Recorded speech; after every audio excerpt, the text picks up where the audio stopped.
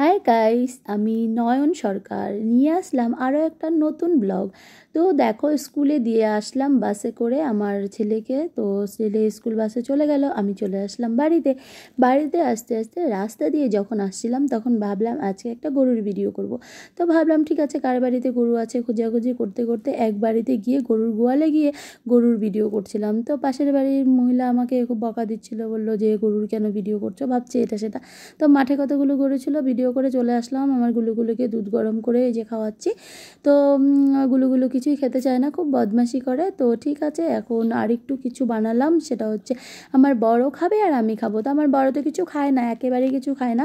তো তারপরেও বানালাম, ওর জন্য বানালাম দুধ চা, ও খেতে চায়, প্রতিদিন বানাই না। আর আমার জন্য বানালাম কফি। তো আমার জন্য কফিটা বানালাম, কারণ আমি আবার দুধ চা খেতে ভালোবাসি না, আমি কফিটা খেতেই ভালোবাসি। তো নিয়ে আসলাম সঙ্গে পকোড়া ভেজে। এবার ছেলেকে পড়াশোনা করানো শুরু করে দিলাম, কেন কি পড়াশোনাটা না করলে তো হবে না, তাই সবসময় আগে পড়াশোনাটা করতে হবে। তাই আমার ছেলে আবার যখন পড়তে বলিস সেটা করে, কিন্তু বেশিক্ষণ পড়তে ভালোবাসে না। অল্প অল্প অল্প পড়াশোনা করলে ওর আবার হয়েও যায়। তাই আমি আবার বেশি মাথা ঘামাই না, কেন কি ঠিক আছে, যতটুকু পড়ার পড়ো। তো এবার বড়কে পড়াতে বসলেই ছোট খুব ডিস্টার্ব করে, কেন কি ডিস্টার্ব তো করবেই, কেন কি ও তো ছোটো না। এই সময়টা তো সবাই আমরা পার করেছি। তো ঠিক আছে, একটু দুষ্টুমি করুক।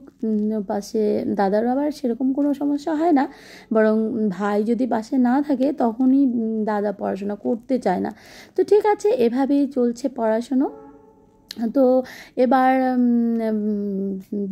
দাদা বলল যে মা চলো এবার পড়াশোনাটা রাখা যাক, পড়াশোনাটা রেখে আমি একটু ভাইয়ের সঙ্গে খেলি। তাই আমি বললাম তোমার যদি মনে হয় পড়াশোনাটা হয়ে গেছে তাহলে ঠিক আছে। তো এই দেখো গুলুগুলু ভাবছে যে বাবা দাদা আমার সঙ্গে খেলবে, খুব খুশি হচ্ছে। তো ঠিক আছে, আমি বললাম ঠিক আছে আর একটু লিখে ঠিকে তারপর ভাইয়ের সঙ্গে খেলো। বললো ঠিক আছে মা। তো পড়া রেখে দিয়ে এখন ভাইয়ের সঙ্গে খেলছে, কারণ দু ভাই তো ওদের তো আর কেউ নেই, তাই ওরা খেলবে না তো কী করবে।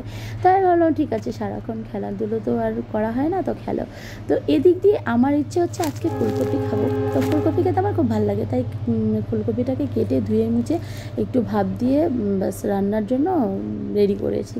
তো তোমাদের যদি কারো খেতে ভালো লাগে তাহলে প্লিজ চলে এসো, কারণ কি আমি ফুলকপিটাকে খুবই ভালো বানাই আর আমারও খুব ভালো লাগে। এদিক দিয়ে কষিয়ে মশিয়ে এই যে দেখো ফুলকপিকে একদম সুন্দর করে রান্না করে ফেলছি।